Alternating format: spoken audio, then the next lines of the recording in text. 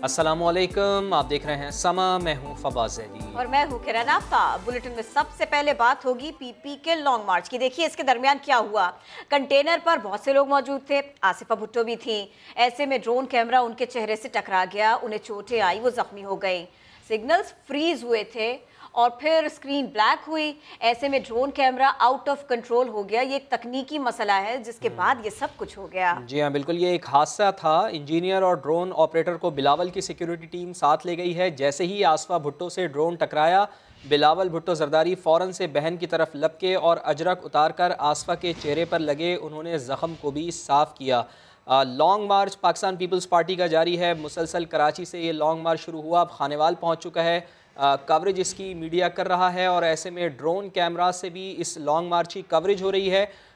तो कंटेनर पर मौजूद आसफा भुट्टो जरदारी उनका जो कैमरा था, ड्रोन कैमरा था, वो उनके चेहरे पर लगने से वो ज़ख्मी हुई हैं। सिग्नल फ्रीज़ हुए हैं। सिग्नल फ्रीज़ होने से स्क्रीन बाकायदा ब्लैक हुई है और ऐसे में drone camera out of control हुआ है, जिसकी वजह से बिलावल भी आगे आए और उन्होंने अपनी बहन तो बहुत सारे लोगों को पता चल गया ड्रोन कैमरा के बारे में, क्योंकि कहीं भी कवरेज हो और आपको फोटोशूट भी कराना हो तो फिर वहां पर ड्रोन कैमरास तो होते हैं। इससे फुटेज, इससे वीडियो तो बनती है। हम ये दिखा भी रहे हैं आपको।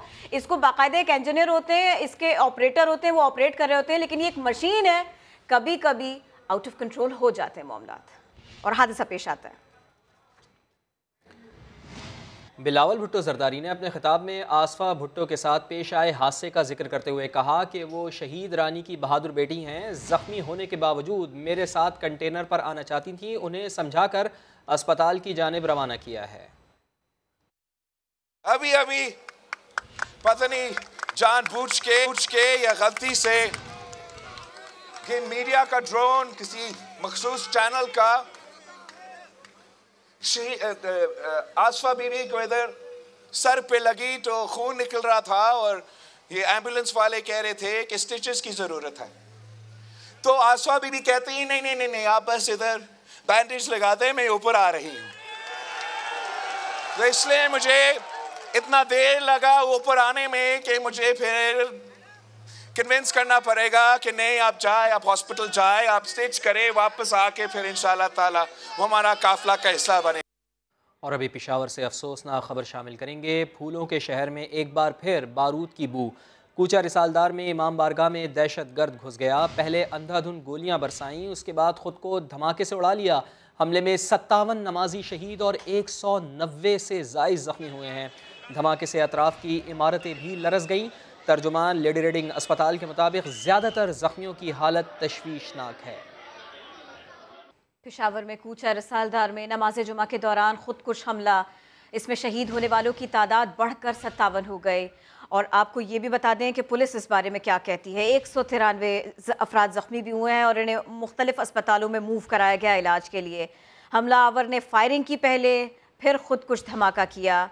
शहदा में इमाम मस्जिद और 2 पुलिस एहलकार भी शामिल हैं। पुलिस ने इस बारे में ऐसा भी बताया। पेशावर धमाका, शहीद अफराद की तादाद बढ़कर 57 हो गई। ज़ख्मी होने वाले 193 अफराद इन्हें मुख्तलिफ अस्पतालों में मूव कराया गया है, ये वहाँ ज़ेर इलाज हैं। पुलिस ने बताया हमलावर ने पहले फायरिंग की और फिर खुदकुश धमाका किया।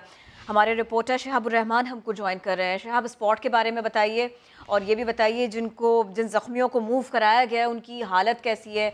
कितने अफराद ऐसे हैं कि जिनकी हालत तशवीशनाक है? जी देखिए, इसमें मुतादिद इस वक्त अभी भी तशवीशनाक हालात में पड़े हुए हैं। तो 194 जो है वो इस वक्त जख्मी है और 56 अफराद जो है स्पॉट में सवाल जो है वो इकट्ठे किए जा रहे हैं। और यहाँ पे जो एनी शाहिदीन है उनके मुताबिक 2 फ्लोर पर नमाज हो रही थी और नीचे जो आता है वहाँ पर खुदकुश जो है वो अंदर आए हैं। बाहर भी उन्होंने पुलिस जो एहलकार थे उनको गोली मार के वो अंदर आए हैं और जहाँ पर खुतबा हो रहा था वही पिलर के साथ उन्होंने खुद को धमाके से उड़ाया है। मस्जिद का जो खतीब है वो भी मौके पर ही वहाँ पे शहीद हो चुका था और अभी भी उस जगह की जो है सफाई जारी है। और यहाँ के जो अवाम है वो अभी भी उसी मस्जिद के दूसरे मंजिल पर मगरिब की नमाज जो है वो अदा कर रहे हैं। उनका ये कहना है कि हमारे हौसले पस्त नहीं हुए, हम इसके बाद भी यहाँ पर खड़े होंगे, यहाँ पर नमाज भी अदा करेंगे। लेकिन यहाँ पे जो कीमती जाने ज़ाये हुई है, इनका ये कहना है कि हमारे अभी हम ये सोच रहे हैं कि हमारी जो ये लाशें हैं वो हम सड़क पर रख के हम यहाँ पर एहतजाज करें, क्योंकि इससे पहले भी यहाँ पर इस किस्म के जो है वाक़े हुए थे। लेकिन पुलिस ने कोई हमारे साथ इस तरह ताउन नहीं किया। तो अभी जो यहाँ पे इलाके के लोग हैं वो अभी इसके बारे में सोच रहे हैं कि हम यहाँ पर एहतजाज करें। बहुत शुक्रिया, आपने इस बारे में अपडेट किया। आपसे मजीद अपडेट्स भी लेंगे। कोई थ्रेट अलर्ट नहीं था। वजीर दाखिला शेख रशीद की समा से गुफ्तगू, कहा पाकिस्तान को बड़े सानहे से दोचार करने के लिए मुनज़्ज़म साजिश रचाई गई। पेशावर वाक़े में दहशतगर्दी और फ़िरक़ावारियत दोनों पहलुओं पर गौर कर रहे हैं।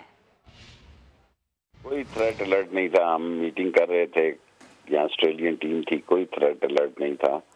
और ये सब कुछ एक मुनज़्ज़म साजिश है इस मुल्क को किसी बड़े साने से, बड़े हादसे से गुजारने के लिए। इस वक्त इस मुल्क में सियासी इंतशार और खलफशार भी था। ऐसे आलम में ये बात कर देनी, ये एक बहुत बड़ा वाक़या हुआ है। 30 लोग शहीद हुए हैं, काफ़ी ज़ख्मी हैं और इंशाअल्लाह ताला इनके मुजरिमों तक पहुँचेंगे। दहशतगर्दी भी है और सेक्टेरियन भी है, दोनों हैं। क्योंकि एक ख़ास मखसूस मकतबा फ़िक्र की मस्जिद को निशाना बनाया गया तो सेक्टेरियन भी है और जाने गई हैं और ख़ुदकुश हमला है।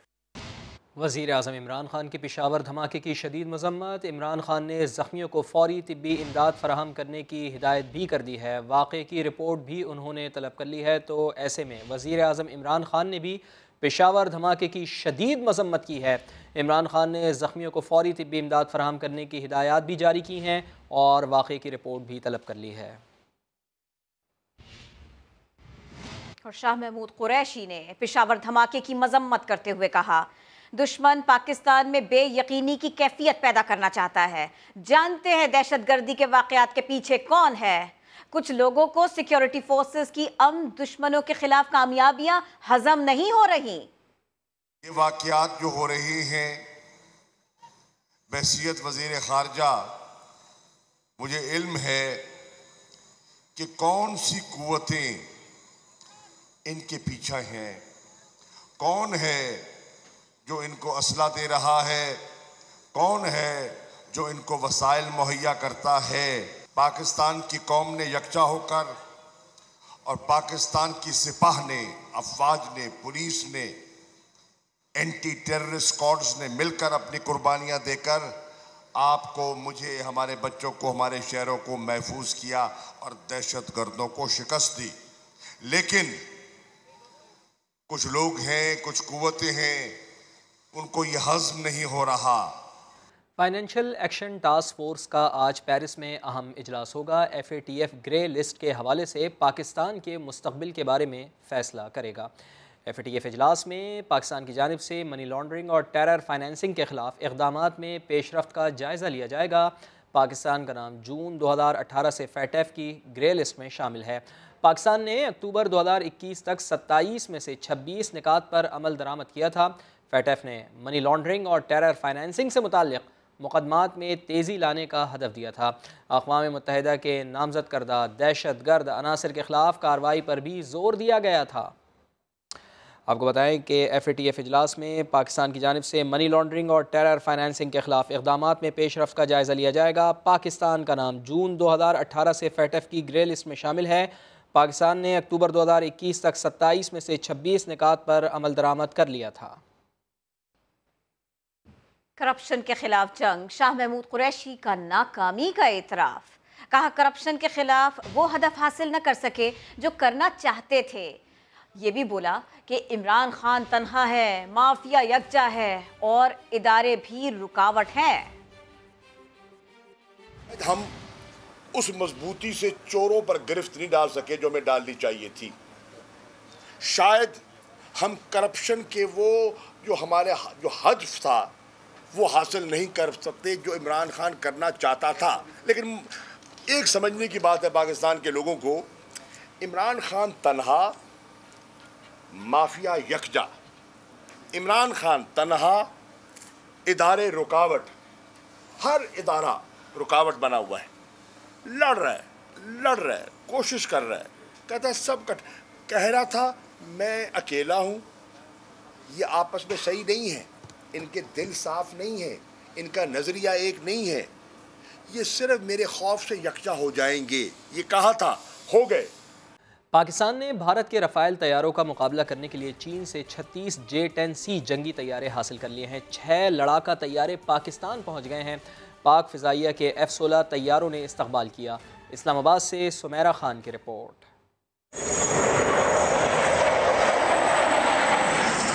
पाक फिजाइया ने भारत के राफेल तैयारों का तोड़ कर लिया। चीन से खरीदे गए जदीद तरीन J-10C तैयारों की पहली खेप पाकिस्तान पहुंच गई। 6 J-10C तैयारे पाक चीन एयर रूट फॉलो करते हुए गिलगित बल्तिस्तान की जानिब से पाकिस्तान की फिजाई हुदूद में दाखिल हुए। F-16 तैयारों ने इन्हें हिफाजती हिसार में लेकर मिन्हास एयरबेस कामरा पहुंचाया। J-10C तैयारा 4.5 जनरेशन के मल्टी रोल कॉम्बैट फाइटर के तौर पर जाना जाता है। ये राफेल के मुकाबले का एक जदीद लड़ाका तैयारा है जो काफी ज्यादा पेलोड के साथ उड़ान भरता है। पाकिस्तान ने चीन से 2 स्क्वाड्रन यानी 36 तैयारे खरीदे हैं। इनमें 25 तैयारे यौम पाकिस्तान परेड से पहले मिल जाएंगे और फ्लाई पास्ट का हिस्सा होंगे।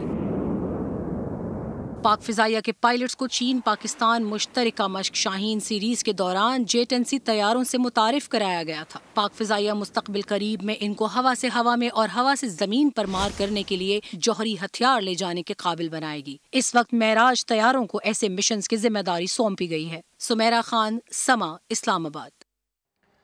ऑपोजिशन से लोग तो इकट्ठे हो नहीं रहे, लॉन्ग और शॉर्ट मार्च छोड़कर आएं, यहाँ आकर मैच देख लें, फ्री टिकट भी देंगे, चाय भी पिलाएंगे। फवाद चौधरी ने ऑपोजिशन को पेशकश कर डाली है। बताया वज़ीर दाखिला से सिफारिश की है कि ऑपोजिशन के लॉन्ग मार्च को यहाँ भटकने भी ना दें, पाकिस्तान का इमेज ख़राब होगा। भारत पाकिस्तान के साथ अपने झगड़े छोड़े और खेल को सपोर्ट करे। देखते हैं अब कि आज आते हैं कल आते हैं, लेकिन इंशाल्लाह प्राइम मिनिस्टर मैच देखते हैं। पाकिस्तान और इंडिया को एक दूसरे की क्रिकेट को सपोर्ट करना चाहिए। हम तो चाहते हैं कि इंडियन क्रिकेट टीम आए पाकिस्तान में, ज़बरदस्त मैच यहाँ पे होने चाहिए, बजाय इसके कि आप पाकिस्तान में इंटरनेशनल क्रिकेट को रोकने की एफर्ट करें। हमें अपने झगड़े जो हैं उनको पीछे रख के लोगों का ताल्लुक है वो बहाल होना चाहिए, क्रिकेट बहाल होनी चाहिए, फिल्म बहाल होनी चाहिए, म्यूजिक बहाल होना चाहिए। मुझे उम्मीद है कि हिंदुस्तान में भी ऐसी आवाज़ें होंगी। 24 साल के बाद क्रिकेट रिवाइव हो रही है। जो लॉन्ग शॉर्ट मार्चेस करके फिर रहे हैं, अपनी गाड़ी पकड़ें और जल्दी से टेस्ट क्रिकेट देखने आए, उनको फ्री पास भी दे देंगे। हर दफ़ा हम देखते हैं कि जो हमारी अपोजिशन है वो अवाम के खिलाफ ही खड़ी होती है, चाहे वो पैसे लूटने का मामला हो, चाहे वो गवर्नेंस का मामला हो, चाहे खेल का मामला हो। इतना बड़ा इवेंट हो रहा है, आप देख रहे हैं कि एक लॉन्ग मार्च कह रहे हैं। चलिए मिनिस्टर साहब से भी मेरी बात हो रही थी, मैंने तो उन्हें कहा है कि क्रिकेट स्टेडियम के इर्द गिर्द भी उनको इस तरह से नहीं लाना चाहिए क्योंकि हमारा इवेंट ख़राब होगा। उनको मैं कहूँगा, अपोजिशन को कहूँगा कि आपको बॉक्स दे देते हैं और उसके बाद यहाँ पे अपनी स्ट्रेटजी वगैरह बनाए, बंदे वगैरह तो आपसे पूरे हो नहीं रहे, तो उधर भागते आप कर रहे हैं। आपसे इंशाल्लाह ताला यहाँ पर बैठ के मैच भी देखते हैं, आपको चाय भी पिलाएं। PTI रहनुमा शाह महमूद कुरैशी ने सियासी मुखालिफिन को निशाने पर लिया। दावा किया कि बिलावल भुट्टो ने मुल्तान में खाली कुर्सियों से खिताब किया। पंजाब में PP चेयरमैन के साथ जो हुआ उनके साथ हमदर्दी ही कर सकते हैं। उन्होंने अलविदा जरदारी अलविदा का नारा भी लगवाया। इनका ख्याल था कि हम सिंध से निकलेंगे, एक जम्मे गफीर होगा। सिंध के अपने दौरे को मुख्तसर करते हुए वो पंजाब दाखिल हुए और कल शाम मुल्तान में जो उनके साथ हुआ, मैं सिर्फ हमदर्दी ही कर सकता हूं और कुछ नहीं कर सकता। बिलावल खिताब कर रहे हैं और पूरी पीछे कुर्सियां खाली पड़ी हैं।